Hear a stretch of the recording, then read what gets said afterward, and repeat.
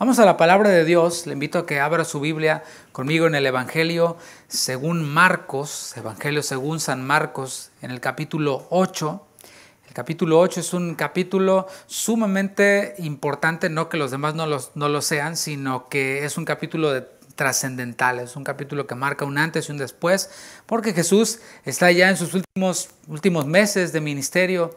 Antes de ir a la cruz, está hablándoles enseñanzas cruciales, específicamente para esos 12 discípulos que estaban alrededor de él. Hoy vamos a ver de los versículos 31 al 33 del Evangelio según Marcos, y he puesto como título, para referencia nuestra, mis buenas intenciones o el plan de Dios. Repito, mis buenas intenciones o el plan de Dios, a manera de pregunta. Y leemos Marcos capítulo 8, versículos 31 al 33, y dice así: y comenzó a enseñarles que le era necesario al Hijo del Hombre padecer mucho y ser desechado por los ancianos, por los principales sacerdotes y por los escribas, y ser muerto y resucitar después de 3 días. Esto les decía claramente. Entonces Pedro le tomó aparte y comenzó a reconvenirle.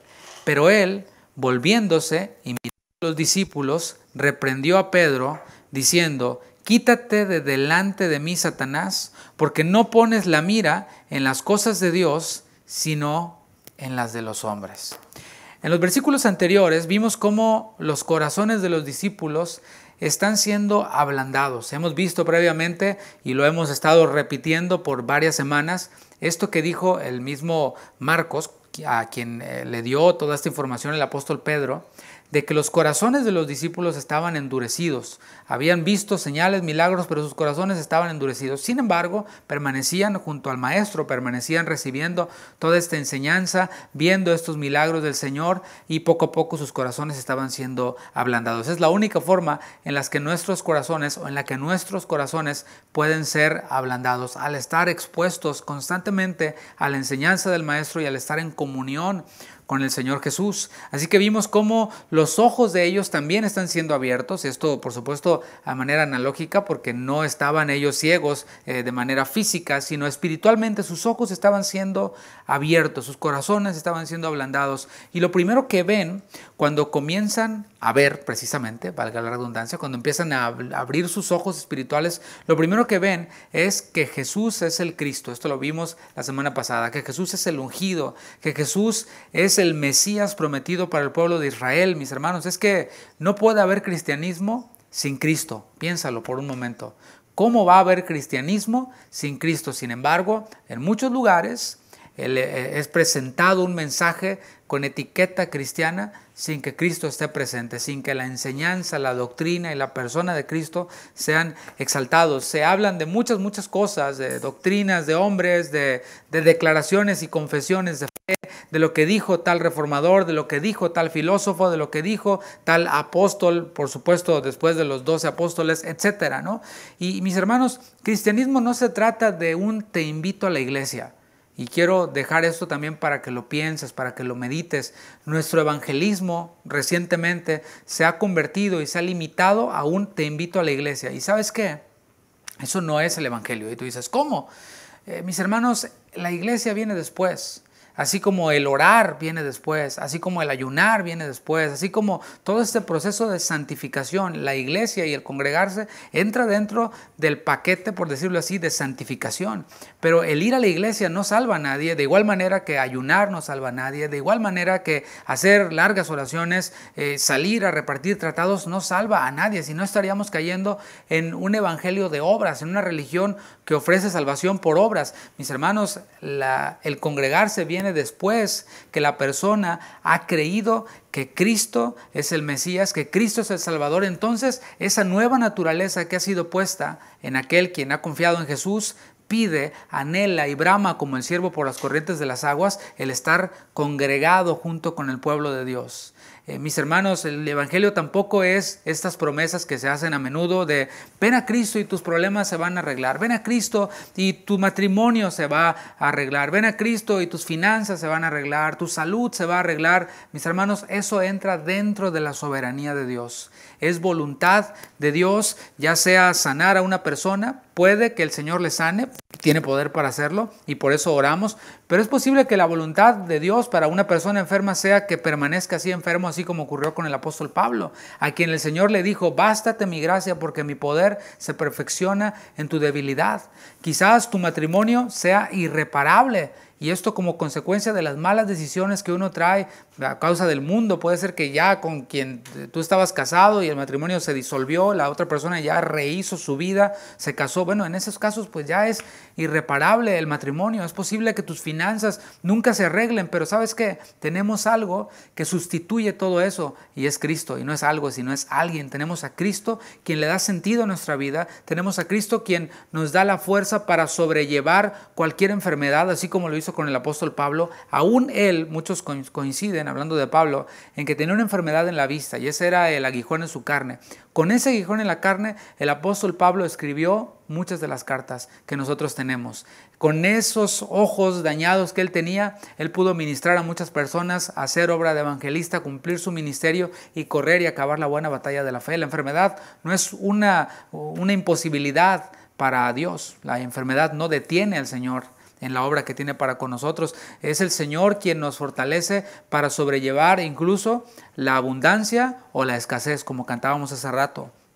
Es Cristo quien nos ayuda a soportar los problemas y las vicisitudes que traen esta vida y este mundo caído en el que estamos. Es, mis hermanos, entonces, ¿o qué es? Quiero corregir. ¿Qué es lo que tenemos nosotros para ofrecer? Si no es sanidad para la enfermedad, si no es solución para los problemas, si no es matrimonios arreglados, ¿qué es entonces lo que tenemos para ofrecer? Y lo que tenemos nosotros para ofrecer, otra vez, no es qué, sino es quién, y es a Cristo. Él es el Mesías. Él es quien vino a salvar lo que se había perdido. Y lo que se había perdido no eran cosas materiales. Lo que se habían perdido no eran la salud, no era todo esto que mencionábamos. Lo que se había perdido eran las almas de las personas. Lo que se habían perdido éramos tú y yo. Éramos esa oveja que estaba descarriada. Éramos esa oveja que estaba por rumbo, sin ningún rumbo, por su propio rumbo, pero el Señor vino, nos rescató, le dio sentido a nuestra vida y ahora nosotros podemos ver esta realidad que los discípulos también vieron cuando abrieron sus ojos, y es que Jesús es el Cristo, que Jesús es el Mesías. Sin embargo, no se trata solamente de reconocer que Jesús es el Mesías. Esto lo quiero aclarar. ¿Por qué? Porque hay otras religiones, hay otras doctrinas, incluso sectas, las cuales reconocen que Jesús es el Mesías. Dicen, es el Mesías, es un Mesías, pero hay otros Mesías. Y tienen otro tipo de doctrinas, otro tipo de enseñanzas. Y no se trata solo de quedarse ahí. Sí, Jesús es el Mesías y hasta allí. Hay un proceso de discipulado que dura toda la vida. El discipulado, repito, dura toda la vida. No hay graduación en esta tierra de discípulo. Nadie puede decir, no, yo ya me gradué de discípulo, ahora voy a ser apóstol o arcángel o qué sé yo, ¿no? Este discipulado dura toda la vida y la graduación de este discipulado es cuando nosotros muramos o cuando Cristo vuelva. Allí entonces nos vamos a graduar como discípulos y según el apóstol Pablo les dijo a los corintios que vamos a rendir cuentas en el tribunal de Cristo de todas las cosas que hicimos mientras que estuvimos en esta tierra, mientras que estuvimos en este cuerpo. Todas esas cosas las cuales nosotros servimos e hicimos van a ser pasadas por el fuego del Señor y bueno, pues ahí se va a quedar lo que fue construido y edificado con piedras preciosas, con oro, y todo lo que fue edificado con madera, heno y hojarasca, pues se va a quemar. Sin embargo, muchos se quedan solo allí, en ese, ya recibí a Cristo, ya hice la oración de fe y no estamos cuestionando su salvación, ¿eh? O sea, si tú te convertiste después de haber hecho una oración, bueno, si lo hiciste de todo corazón, confiando en Cristo, pues fuiste salvo. No fue la oración la que te salvó, fue la confianza en Cristo, fue la fe en Cristo lo que te salvó, pues es lo que dice la palabra. Por gracia sois salvos por medio de la fe, y esto no de vosotros, pues es un don de Dios, la salvación es un don de Dios. Muchos se quedan ahí, ya recibí a Cristo, pero nunca se someten a un discipulado, nunca vienen a ser parte de un discipulado y como consecuencia viven en una niñez espiritual. Y quiero hacer una crítica y no la quiero hacer de manera despectiva, sino solo para traer una realidad. En lo personal, he estado en muchas iglesias a través de mi vida cristiana, o sea, y no porque me haya cambiado de iglesia, sino porque he salido a ministrar a muchas iglesias. Y he visto muchos tipos de iglesias a través de los años y he visto también iglesias maduras, he visto iglesias sólidas, en la doctrina, en la enseñanza, que tienen discipulado para sus miembros, pero también he visto iglesias las cuales permanecen de manera corporativa en una infancia espiritual, en una niñez espiritual perpetua. Todo lo que se hablan son cosas de niños, la leche y otra vez la lechita, como decía el autor de la carta a los Hebreos. A ustedes se les tiene que estar dando todavía leche. No se les puede hablar y dar viandas y hablar de cosas sólidas, y se les tienen que estar ustedes hablando los primeros rudimentos de la fe, pero vayamos adelante hacia la madurez. Bueno, hay iglesias enteras que nunca van hacia adelante a la madurez, siempre se quedan con las cosas de niñitos, con la lechita, y allí son felices. Y mis hermanos, esta no es la voluntad de Dios. El discipulado va en aumento. Hemos visto cómo los discípulos comenzaron de cero. Cuando el Señor les dijo, síganme, y le preguntaron, maestro, ¿dónde moras? Y el Señor les dijo, vengan y vean. Y el Señor les llevó para que vieran sus obras, después los mandó. No se quedaron ahí nomás en calidad de espectadores, solamente ahí en calidad de ver, como muchos cristianos se quedan allí nada más. Ya acepté a Cristo y aquí me quedo nada más viendo. Bueno, ellos no se quedaron así como el chinito milando nada más, ¿verdad? Sino que fueron avanzando. Después el Señor les dijo, ahora vayan ustedes. Y después los corrigió y los envió, y vemos cómo este proceso de ellos fue en aumento, y no es el mismo Pedro que fue llamado junto con su hermano Andrés, al que vemos escribiendo en las cartas, al que vimos predicando en Pentecostés, en Samaria, allá también en casa de Cornelio. Bueno, hemos visto cómo este discipulado creció. Pero volviendo con ese lugar en donde estamos, hasta el momento los discípulos ya llevaban con Jesús caminando por 2 años y medio. Esto es bastante tiempo, y como he dicho, no eran de domingo. No eran discípulos domingueros, porque obviamente si tú solamente una vez a la semana te discipulas, pues tu proceso de discipulado va a ser más lento, tu madurez va a ser más lenta. Pero ellos estaban en un discipulado de 365 días del año, las 24 horas al día estaban junto al maestro, y ya llevaban 2 años y medio así. Ellos han escuchado muchísimas enseñanzas del Señor. Han sido testigos y protagonistas de muchos milagros, de muchas señales, pero ahora están avanzando hacia otro nivel. Cada año, mis hermanos, que nosotros vemos pasar, no sé si ya te diste cuenta, pero ya estamos en octubre del 2020. Yo parece que abrí y cerré los ojos y estábamos aquí afuera. Esta es nuestra casa, que es su casa. Estábamos aquí afuera dándonos el abrazo de Año Nuevo. Aquí estaba el pastor Julio Márquez, por cierto, le mandamos un saludo. Y parece que fue ayer, pero hoy, mis hermanos, ya estamos a 3 meses de que se termine el año. Y mis hermanos, es bueno preguntarnos cada vez que va finalizando el año, aunque debería ser cada día, ¿qué tanto he avanzado en mi discipulado en este 2020? ¿Acaso estoy en un nivel arriba de como estaba el año pasado? Y no me estoy refiriendo a autoridad que puedas recibir o responsabilidades que te puedan dar en la iglesia, cargos, qué sé yo, como quieras llamarle. Estoy hablando de madurez espiritual. Es decir, las luchas que tenía el año pasado han sido superadas. Hay otras ahora, pero no son las mismas. O eres de los que tropiezan de nuevo con la misma piedra y en vez de ir un año adelante te fuiste como 5 años para atrás. Bueno, es una buena pregunta, un buen análisis que debemos de hacer. Ellos habían avanzado a otro nivel, el cual es crucial para realizar el plan de Dios. Cuando se habla de realizar el plan de Dios, tenemos que estar en otro nivel. O sea, allí sí hay niveles cuando se trata de ministerio. Por eso el apóstol Pablo le dijo a Timoteo, o a Tito, si mal no recuerdo, no un neófito, hablando del ministerio, no pongas a un neófito, a un nuevo creyente, a un recién plantado, porque se puede envanecer y puede caer en la condenación de Satanás. Entonces ellos iban hacia ese otro nivel también, en este caso sí de ministerio, y ellos tenían que tener esta enseñanza bien afirmada en sus corazones. Esto es crucial para realizar el plan de Dios. Dice el versículo 31, y comenzó a enseñarles. Estamos en Marcos 8.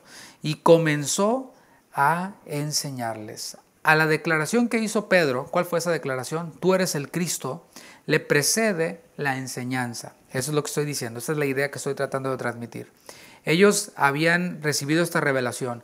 Jesús es el Cristo, Jesús es el Mesías, enseñanza básica.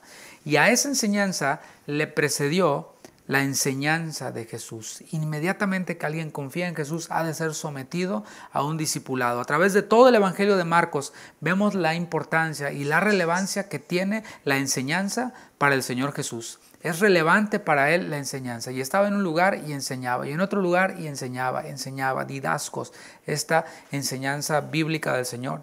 Y aquí lo vemos con sus discípulos en una clase más avanzada. Ya no era discipulado avancemos, los que están, nuestros hermanos ahorita a través del Zoom, están en este discipulado básico. Esta ya no era una enseñanza básica, era una enseñanza un poco más avanzada, de un segundo nivel, por decirlo así. Ellos ya habían comprendido que Jesús era el Mesías anunciado, pero ahora la enseñanza de Jesús va a ser específica. Escucha esta pregunta para ellos. ¿Qué tipo de Mesías era Jesús? Y tú dices, ¿cómo que qué tipo de Mesías? Es que en las Escrituras, en la ley, que es lo que tenían ellos, los discípulos, en este momento, todavía no estaban los evangelios, no estaban las cartas de Pablo, no estaba todo lo que nosotros conocemos como Nuevo Testamento. Lo que ellos tenían era la ley, eran los profetas, eran los salmos. Y a través de la Escritura pareciera como que hay dos Mesías. A través de la Escritura vemos que hay un Mesías reinante, un Mesías que llega montado en un caballo, llega para reinar, llega para liberar al pueblo de sus enemigos. Pero también en el Antiguo Testamento, en lo que ellos tenían, aparecía otro, como que fuera otro Mesías que venía a sufrir. Y esto lo profetizó Isaías, por ejemplo, los Salmos también. Los judíos obviamente se inclinaban por ¿cuál crees? ¿Por el Mesías que venía a sufrir o por el Mesías que venía a reinar? Por supuesto que se inclinaban por el Mesías que venía a reinar y a liberarlos de la esclavitud y del yugo de sus enemigos. En ese momento, históricamente, ellos estaban siendo oprimidos por Roma. Estaban siendo violados todos sus derechos humanos. Allí sí, no porque, ay, me vio feo y violó mis derechos humanos. No, allí sí estaban siendo abusados y estaban bajo el yugo del Imperio Romano, abusos terribles. Y había en ellos un deseo de justicia y de libertad que, bueno, es propio del hombre, ¿no? Y ellos se inclinaban por eso y lo veían en las Escrituras y enfatizaban en el Mesías reinante, el Mesías triunfante. Y cuando ellos hicieron más énfasis en el Mesías triunfante, se olvidaron del Mesías sufriente. Y quiero aclarar que hay un solo Mesías, nosotros lo sabemos, hay un solo Cristo. Este Mesías vino primeramente a sufrir y después volverá para reinar. Esto nosotros ya lo tenemos porque tenemos la interpretación que Jesús mismo dio y lo que Él mismo les está enseñando aquí. Ellos están abriendo sus ojos. Acuérdate que eran judíos y habían sido enseñados también por escribas, también por fariseos, y las escamas estaban cayendo de sus ojos para ver. Jesús es el Cristo, pero ahora, ¿qué Cristo es? ¿Qué Mesías es? Y aquí vemos lo que Jesús les va a revelar. Que le era necesario al Hijo del Hombre padecer mucho. Dijo, espérense, no se vayan todavía a hacer la obra del ministerio. Todavía no vayan y proclamen que yo soy el Mesías, porque la gente va a entender que yo soy el Mesías reinante y se va a armar aquí una revolución contra el imperio y eso no es lo que queremos. Primero deben de entender, yo soy el que va a padecer, soy el Mesías sufriente. En el original, esto en donde dice que le era necesario al Hijo del Hombre padecer mucho, en el original nos transmite la idea de padecer de muchas formas. Hay muchas formas de padecer. Y cuando nosotros vemos la cruz, vemos que el Señor Jesús no padeció solo de una forma. Padeció de muchas formas, siendo de ellas la más dolorosa para Él el abandono del Padre. Que Jesús haya quitado su mirada de Él por unos instantes cuando Él llevó el pecado de todo el mundo, de toda la humanidad. Es decir, muchas formas de sufrimiento. Sin embargo, estas formas de sufrimiento múltiples eran parte del plan de Dios. ¿Qué te parece? El plan de Dios para Jesús era que padeciera mucho, que padeciera de muchas formas. Y continúa Jesús y dice, y ser desechado por los ancianos, por los principales sacerdotes y por los escribas. Esa palabra desechado es la palabra apodokimazo. Y significa rechazar como resultado de un examen y desaprobación. Es como cuando tú pruebas un alimento y está caducado, es un alimento podrido. ¿Qué es lo que haces? Cuando tu paladar lo prueba, si es que tienes sabor y no tienes coronavirus, ¿verdad? Si tu paladar lo prueba, automáticamente después de haberlo probado, ¿qué es lo que hace? lo escupe y vomita, ¿sí? Eso es un rechazo. Bueno, más o menos esa es la idea que nos transmite apodoquimazo, que Jesús iba a ser vomitado, que iba a ser rechazado después de haber sido sometido a un examen, después de haber sido desaprobado. ¿Por quiénes? Por ancianos de Israel, por principales sacerdotes y por los escribas. Los ancianos de Israel se refería a los líderes religiosos, o sea, no eran cualquier personas quienes iban a Jesús a rechazarlo, a ponerlo a prueba y a rechazarlo. Eran los líderes religiosos, eran los principales sacerdotes, los más importantes en el orden sacerdotal, ¿qué te parece? Y también los escribas, aquellos quienes eran eruditos de la ley, aquellos quienes rechazaban a cualquiera que no había pasado por sus escuelas. Es decir, si tú no habías pasado por la escuela de los escribas, eras rechazado. Es como si dijéramos hoy, si no fuiste al seminario teológico X, ¿verdad?, eres rechazado. Si no eres de tal confesión de fe o de tal doctrina o postura doctrinal, eres rechazado, ¿no? A cualquiera, mis hermanos, le pondría nervioso, ser examinado por cualquiera de estos grupos. Y cuando se trataba de los tres, a cualquiera le pondría muy, muy nervioso, ¿no crees? Era algo serio el no tener la aprobación de estos tres grupos. A continuación, vamos a ver la consecuencia, sigamos leyendo. Dijo, y ser desechado por los ancianos, por los principales sacerdotes y por los escribas, y ser muerto. ¿Qué te parece? Por si estabas nervioso, todavía más nervioso. Y eso, mis hermanos, que estaba diciendo Jesús, es precisamente lo que los judíos habían ignorado.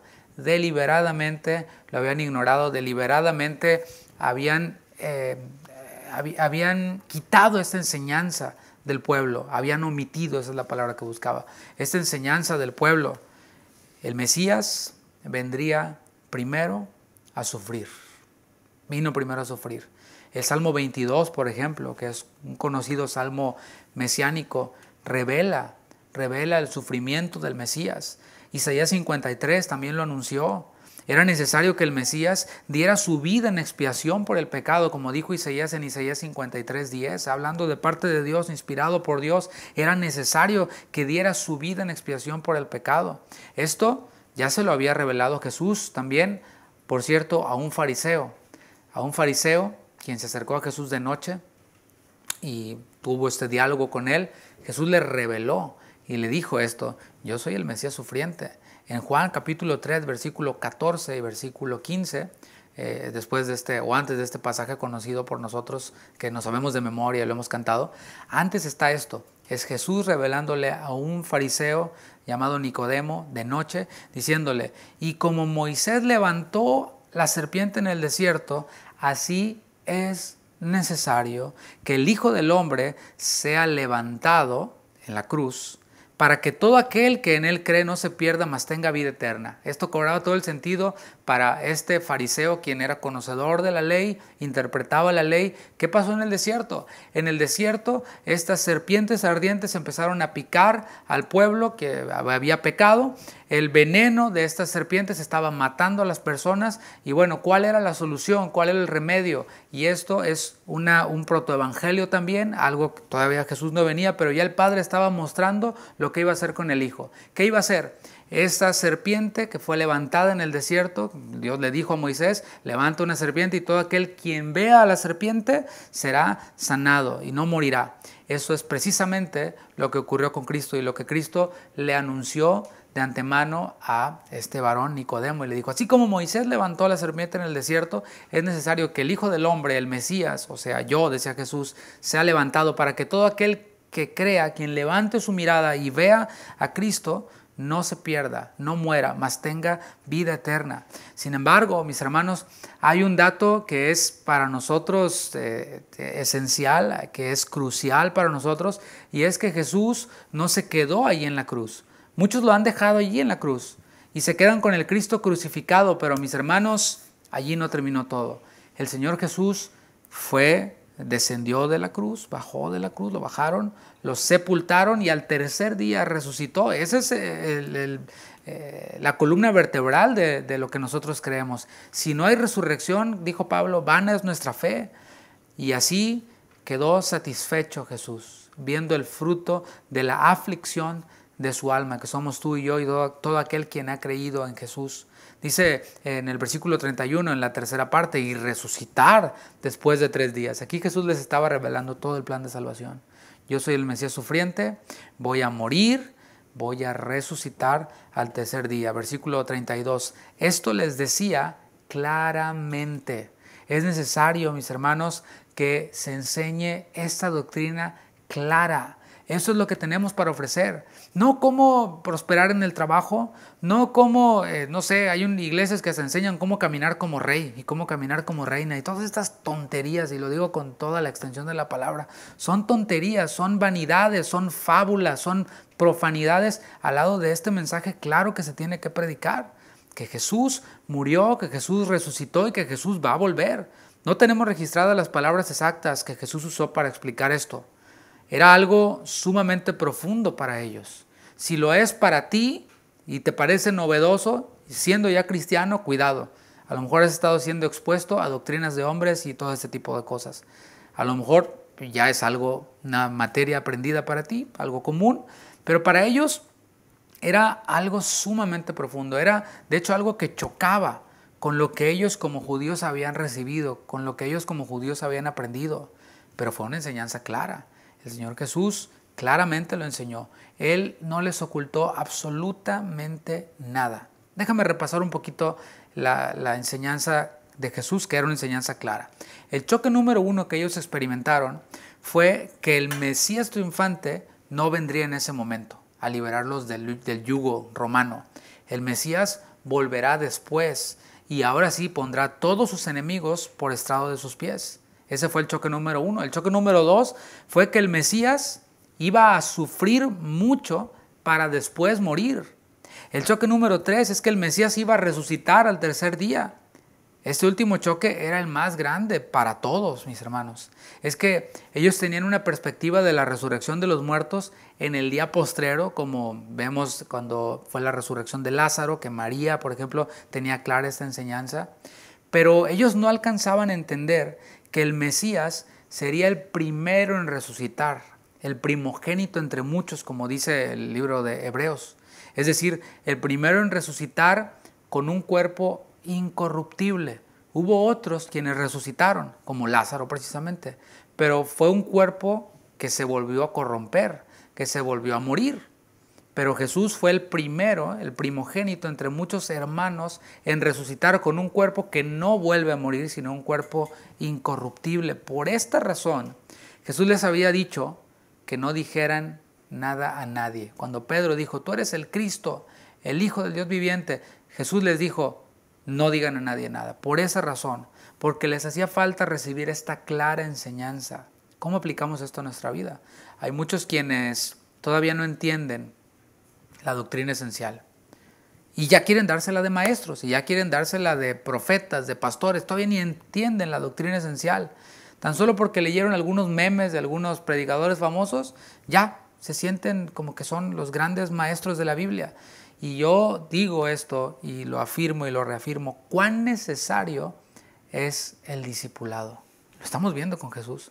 Jesús no los envió y dijo, órale, no, espérense, no vayan, entiendan esto, mastiquen esto. Antes de que vayan y rieguen por allá, todo le hagan un embarradero, entiendan esto. Y esto nos trae una aplicación a nosotros. El discipulado es esencial. Yo no dudo del llamado que puedan tener algunos quienes están sirviendo como pastores, por ejemplo. No dudo del llamado. Yo no soy quien para cuestionar el llamado, porque eso lo da Dios. Pero sí puedo afirmar que hay quienes se saltaron el discipulado y quizás empezaron a funcionar en su llamado sin tener claro esto. ¿Cuál es el resultado? Una iglesia llena de personas también sin discipular, solamente siendo entretenidas y al final muchos tropezando. Pero Jesús no tenía este plan para con sus discípulos. Sin duda que hubo en los discípulos entonces un choque teológico. Esto sí, no hay duda. Un choque doctrinal. Pero hubo también un choque emocional. ¿Qué te parece? Resulta que este Mesías que iba a sufrir, que iba a ser desechado después de una prueba, un análisis de estos grupos importantes, resulta que ese Mesías que iba a morir estaba frente a ellos y era nada más y nada menos que su maestro. era nada más y nada menos que su amigo, quien les dijo, ya no los voy a llamar más los siervos, les voy a llamar amigos. El siervo no sabe lo que hace su señor, pero yo les he llamado amigos porque las cosas que oí de mi padre se las di a conocer. Su amigo era el Mesías, su amigo iba a morir. ¿Cuál fue la reacción de Pedro? Continuamos leyendo. Entonces Pedro le tomó aparte y comenzó a reconvenirle. La enseñanza de Jesús era clara. Había sufrimiento, pero también había victoria. Estaban las dos partes. Sufrimiento y después del sufrimiento la resurrección, la victoria. Sin embargo, Pedro no vio la victoria. Él solamente vio el sufrimiento. Él quería la victoria sin el sufrimiento, como muchos hoy en día. Quieren la victoria y dicen su mejor vida ahora. No, mijito, nuestra mejor vida no es ahora, sino que miserable vida. Porque todo eso que el hombre puede adquirir, pues se va a quemar, se va a gastar, se lo roban, se acaba. Pero ¿sabes qué? Nuestra mejor vida es después, cuando nosotros seamos resucitados y tengamos un cuerpo que ya no padezca, un cuerpo glorificado. Allí está nuestra mejor vida, pero hay quienes enseñan eso y dicen, no, el reino ahora, su mejor vida ahora, y aquí y ahora. Aún eso es un noticiero, ¿verdad? Pero el punto es de que hay quienes quieren la victoria sin el sufrimiento, pero el sufrimiento es necesario. Por tanto, ¿qué fue lo que hizo Jesús? Esto es muy interesante, quiero que lo veas, a lo mejor lo has leído muchas veces, pero quiero que lo veas conmigo para que cobre otro sentido después de lo que hemos dicho. Jesús se llevó aparte a Pedro, lejos de los demás. O sea, esta reprensión de Pedro fue a ojos de los demás, también Pedro lo tomó aparte a Jesús y comenzó a reconvenirle. O sea, antes de que Jesús le dijera algo, Pedro se lo llevó aparte y comenzó a reconvenirle. Esta es la palabra epitimao. Y esto es reprender cuando se ha hallado una falta en alguien. ¿Cómo ves? Pedro reprendiendo a Jesús porque había, según él, hallado una falta en él. Tampoco tenemos las palabras exactas de la reprensión de Pedro hacia el Señor. Pedro acababa de hacer una confesión, lo vimos la semana pasada, que era tremenda. ¿Cuál era esta confesión? Tú eres el Cristo, el Hijo del Dios viviente.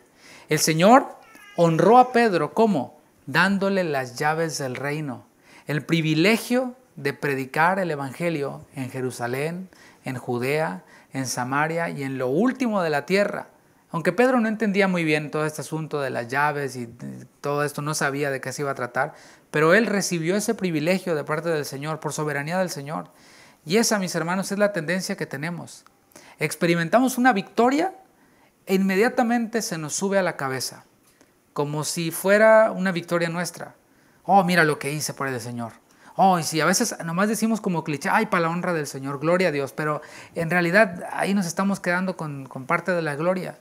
Y nos sentimos así como que, wow, esta victoria es mía, es que yo sé mucho, es que yo soy humilde y estoy orgulloso de lo humilde que soy. Véanme todos qué humilde que soy, ¿sí? Y esa es la tendencia. Y le pasó a Pedro. Ahora, vamos a pensar de Pedro todo lo bueno, ¿sí? Sus intenciones eran buenas, pensando todo lo bueno, ¿no?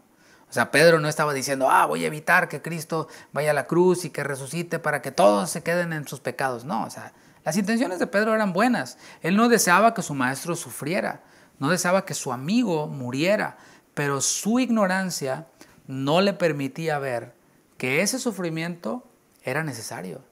Su ignorancia, a pesar de sus buenas intenciones, no le permitía ver la necesidad de ese sufrimiento múltiple del Señor Jesús. ¿Cómo aplicamos esto a nuestras vidas? Nuestras buenas intenciones no valen de nada ante el plan de Dios. Está el plan de Dios, en este caso que Jesús muriera, diera su vida, resucitara para salvarnos de nuestros pecados. ¿Y dónde quedan las buenas intenciones de Pedro? Ahorita vamos a ver dónde quedan. Para nosotros está el plan de Dios, que Dios va a hacer sí o sí. Nuestras buenas intenciones no sirven absolutamente de nada comparadas con el plan de Dios. La palabra de Dios debe de estar por encima de nuestras buenas intenciones o de nuestros proyectos o de nuestros sueños, como cantábamos hace rato. Te entrego mis anhelos y mis sueños. Pueden ser sueños buenos, pueden ser buenas intenciones, puede ser, ¿sabes qué? Incluso algo que el Señor dice que hagamos, pero todavía no sea el tiempo. Y a lo mejor tenemos nuestras mejores intenciones, sin embargo, todavía no es el tiempo. y está lo que el Señor desea en el tiempo que Él lo desea hacer. Así que hemos de estar dispuestos a poner por encima de nuestras buenas intenciones la palabra. Te pongo un ejemplo bíblico, se me viene a la mente. Iba Pablo con el grupo de misioneros y ellos iban directo a predicar a un lugar, pero dice la palabra que el Espíritu se los impidió. Y tú dices, ¿cómo? Pues si el Señor los envió a predicar y aquí el Espíritu les está diciendo que no prediquen. Sí, precisamente eso. ¿Qué hicieron ellos? Se sometieron. No dijeron, yo tengo buenas intenciones, yo lo voy a hacer porque yo quiero. No, es mejor ser guiados por el Señor en el tiempo del Señor. Después ellos volvieron. Es lo mismo que está pasando con los discípulos. Versículo 33. Pero él, volviéndose y mirando a los discípulos, reprendió a Pedro. ¿Qué te parece? Pedro llamó aparte a Jesús, ¿sí? Le dijo, vente para acá. Y lo empezó a regañar al Señor Jesús. ¿Cómo que vas a sufrir? ¿Cómo es posible? Pero Jesús se aseguró de que todos los demás discípulos fueran testigos de la reprensión que Jesús ahora le iba a hacer a Pedro. ¿Qué te parece? El reprensor salió reprendido. El regañón salió regañado. ¿Qué te parece? Cualquier otro en este tiempo hubiera tachado a Jesús de mala onda. Uy, qué mala onda, ¿por qué lo regaña delante de todos?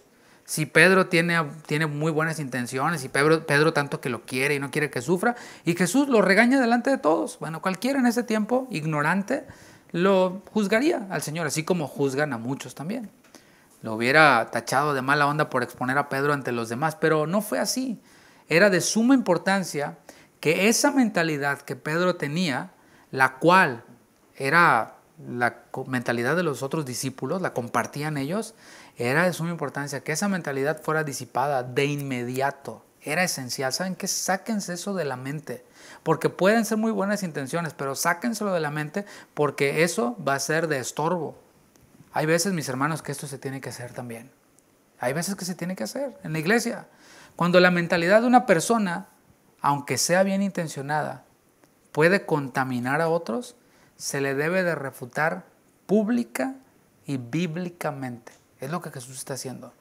Uno como pastor no puede ver que otros traen una doctrina falsa y que la están corriendo por todos lados, y uno como pastor decir, no, pues no le voy a decir nada, pues no se vaya a enojar. No, pues tienen buenas intenciones. No, uno no puede hacer eso. Jesús no hizo eso. Jesús se aseguró de que todos oyeran la reprensión que le estaba haciendo públicamente y, por supuesto, escrituralmente. Hay veces que esto se tiene que hacer. A algunos les va a parecer muy fuerte, a algunos les va a parecer, no, qué autoritario. Bueno, esto es por el bien de la iglesia. Es lo que la palabra nos manda hacer. Estaba escuchando la predicación del domingo del pastor Chuy Olivares en Guadalajara, y él hizo una fuerte reprensión a los pastores públicamente acerca de un asunto, pues, digamos que podríamos decir secundario, pero al final fue una reprensión pública que si no se atiende va a afectar al ministerio, va a afectar la obra de Dios, va a manchar el nombre de la obra de Dios.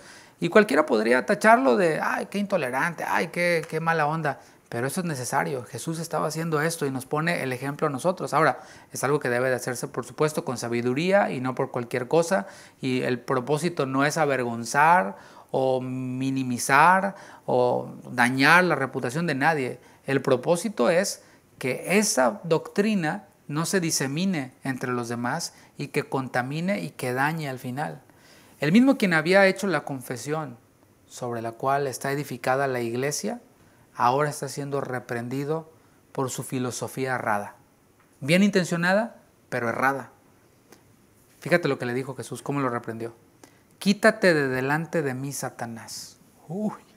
Porque no pones la mira en las cosas de Dios, sino en las cosas de los hombres. ¿Qué te parece? Jesús le atribuye a Satanás las palabras de Pedro. Pedro, tu doctrina, tu filosofía, aunque sea bien intencionada, proviene nada más y nada menos que del mismo infierno. Jesús ya había experimentado esto en el desierto cuando fue tentado por Satanás. Satanás lo tentó 3 veces y las 3 veces Satanás estaba tratando de que Jesús abortara esta misión salvadora de sufrir, de dar su vida en la cruz. Fue Satanás. Pero ahora no es Satanás. Es nada más y nada menos que Pedro, quien hizo esta declaración de que tú eres el Cristo, el Hijo del Dios viviente. Este Pedro, quien predicó, a quien le fueron dadas las llaves del reino, la predicación a los gentiles, a los judíos también. Este Pedro, quien era su amigo, este Pedro, quien más adelante le prepararía la cena, este Pedro, quien lo iba a negar, iba a ser restaurado. No sé si estoy tratando o logrando comunicar la idea. A veces la doctrina de Satanás puede venir de quien tú consideras más piadoso, más santo, tu mejor amigo. Puede ser hasta tu esposa, puede ser hasta tu esposo quien te trate de vender esta idea, doctrina de Satanás. Sus buenas intenciones de evitar el sufrimiento no se alineaban con el plan de Dios. No digo que todas las buenas intenciones sean malas, pero estas buenas intenciones obstruían el sufrimiento, o pretendían obstruir el sufrimiento de Jesús, que era el plan de Dios. Más bien se alineaban sus buenas intenciones con el plan de Satanás. Así que Jesús no está exagerando. Aquí tenemos la doctrina de Satanás descrita por el mismo Jesús. La doctrina de Satanás quita la mirada de las cosas de Dios. En otras traducciones dice el plan de Dios, en donde dice porque no pones la mira en las cosas de Dios.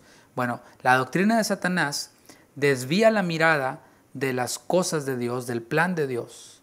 La doctrina de Satanás pone la mirada en las cosas de los hombres, las cosas terrenales, las cosas pasajeras. Pueden ser riquezas, puede ser prestigio, pueden ser emociones. Esas son cosas terrenales, no espirituales, son cosas pasajeras. ¿Por qué? Porque la riqueza pasa, porque el prestigio pasa. ¿Cuántos actores de Hollywood, por ejemplo, que participaron en películas que fueron así, usando una palabra muy millennial, épicas, ¿no? Fueron películas épicas. Ahora trabajan vendiendo fruta o trabajan en Uber, o sea, su fama se les acabó, fue efímera.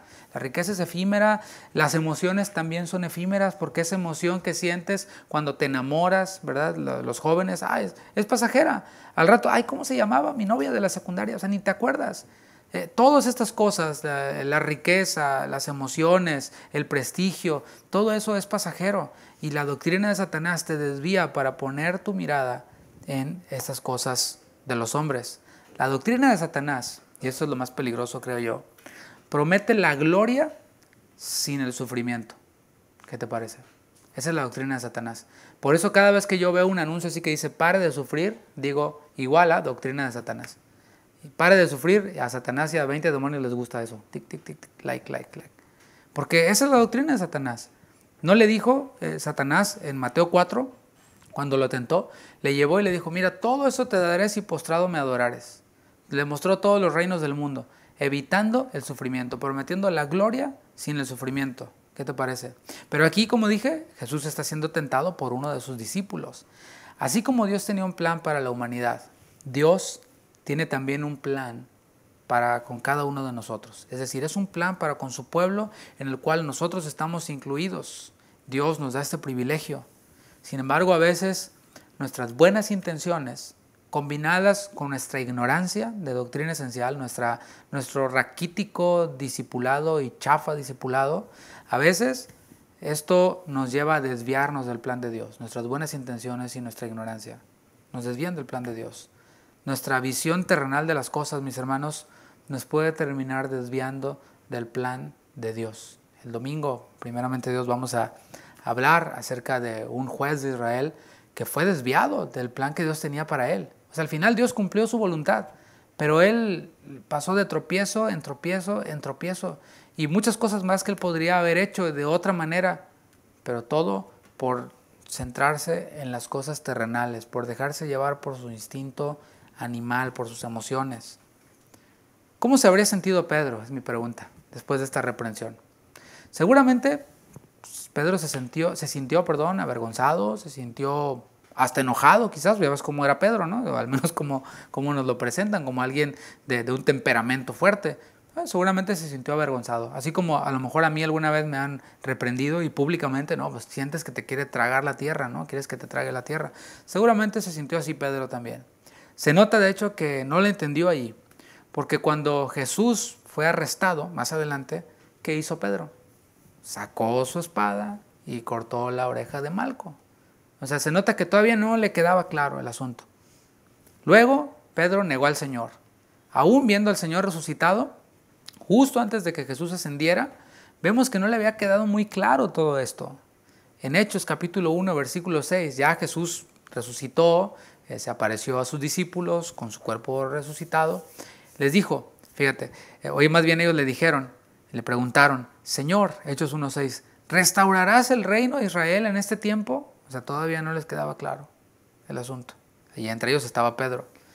Sin embargo, Pedro lo entendió después. ¿Cuándo es la pregunta? ¿Cuándo lo entendió Pedro? Cuando recibió el Espíritu Santo. Cuando el Espíritu Santo vino a morar en Pedro, entonces Pedro entró en modo, ya entendí lo que me dijo el Señor.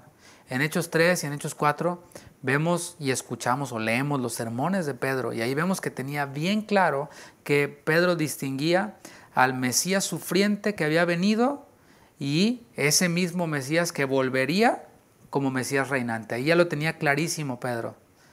Pedro entendió que aquella reprensión pública era para su propio bien y sobre todo para el bien de la iglesia del Señor. Tenemos que tener esa perspectiva amplia, no pensar solo en nosotros mismos. Ay, es que me hicieron sentir mal. Ay, es que me privé de esto, me privé de aquello. No. Hay que ver el bien de la iglesia, hay que ver el plan de Dios.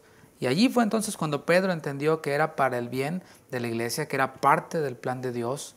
Yo te pregunto, y para ir concluyendo, ¿qué hubiera pasado si Jesús le hubiera hecho caso a Pedro y no hubiera ido a la cruz? Si hubiera, ay, sí es cierto, Pedro, qué buenas intenciones tienes, ay, cuánto me amas, vente mi amiguito. ¿Qué hubiera pasado?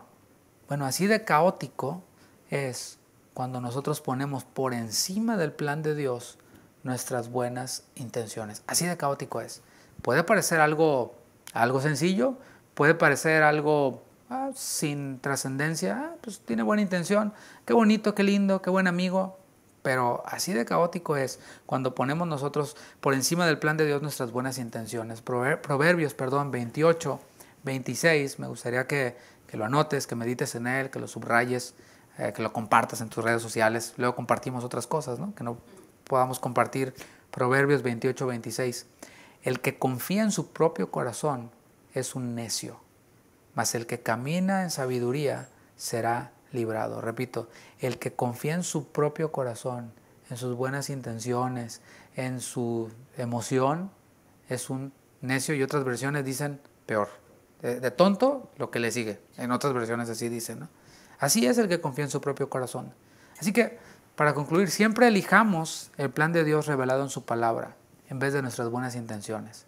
Nos podemos levantar, podemos planear, podemos proyectar cosas de buena intención, y no está mal, o sea, podemos hacerlo y después traigámoslo en oración a la palabra. Señor, ¿es tu voluntad que haga esto? Yo lo hago de toda mi buena intención, pero es tu voluntad. Pidamos consejo a otros que tienen sabiduría, es decir, todo lo que no sea desde nuestro propio corazón. ¿Cuántas veces he oído personas que dicen, no, es que mi corazón me dice que haga esto? Peor, hay cristianos quienes dicen, tú sigue tu corazón. Olvídalo. Así que siempre elijamos el plan de Dios revelado en su palabra en vez de nuestras buenas intenciones. El plan de Dios, mis hermanos, siempre va a implicar sufrimiento y puede ser múltiple, pero al final va a traer la victoria. Repito, el plan de Dios siempre va a implicar sufrimiento, pero al final va a traer la victoria. ¿Queremos la victoria? Y si hubiera aquí un auditorio lleno dirían amén. A ver los que están aquí. Sí queremos la victoria, pero ahora ¿queremos el sufrimiento? Pues no lo queremos, pero lo aceptamos porque sabemos que es parte de, no hay victoria si no hay sufrimiento. Así que concluyo con esto una aplicación para nosotros en esta mitad de semana para que vayamos a practicarlo. Cuando prediquemos, ofrezcamos a Cristo. No ofrezcamos cosas de hombres. Todo eso no, Dios te va a suplir tus necesidades, Dios te va a sanar, Dios te va a arreglar tu matrimonio. Esas son cosas terrenales, así que ofrezcamos a Cristo. ¿Sabes qué? Lo único que tengo para ofrecer es a Cristo. Por ejemplo, en nuestra iglesia y aquellos quienes son parte de la iglesia, quizás no tengamos el mejor programa para niños ahora que viene Navidad. Hay iglesias aquí en esta ciudad en donde hacen un nacimiento con elefantes de veras y jirafas de veras. No, pues nosotros no. Y el brother que a lo mejor se disfraza ahí de caballo o de algún animalito, pues Nuestras cosas son sencillas. No tenemos super programas, super obras de teatro, no tenemos un grupo musical que te haga cimbrar y que te haga así como que temblar y llorar. Lo único que tenemos para ofrecer es Cristo.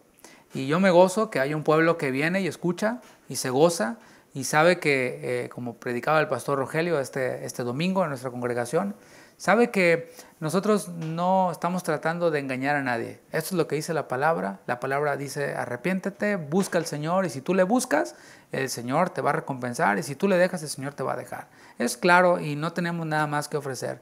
Y a lo mejor esto se vuelve impopular, nos vuelve una iglesia que no sea una mega iglesia, pero sí queremos ser una iglesia que hace discípulos, y una iglesia que camina en la verdad de la palabra, aunque esta a veces incluya el sufrimiento necesario para el plan de Dios. Vamos a orar. Señor, muchas gracias. Gracias porque nos permites ser expuestos a tu palabra, y en esta reprensión que tú le diste a Pedro, podemos vernos reflejados nosotros. ¿Cuántas veces nos enfocamos en las cosas de esta tierra, en las cosas que son pasajeras, Señor? Y ciertamente tenemos necesidades, y tú las conoces, y también nos llamas a que las traigamos y las hagamos conocidas, creamos que tú vas a responder.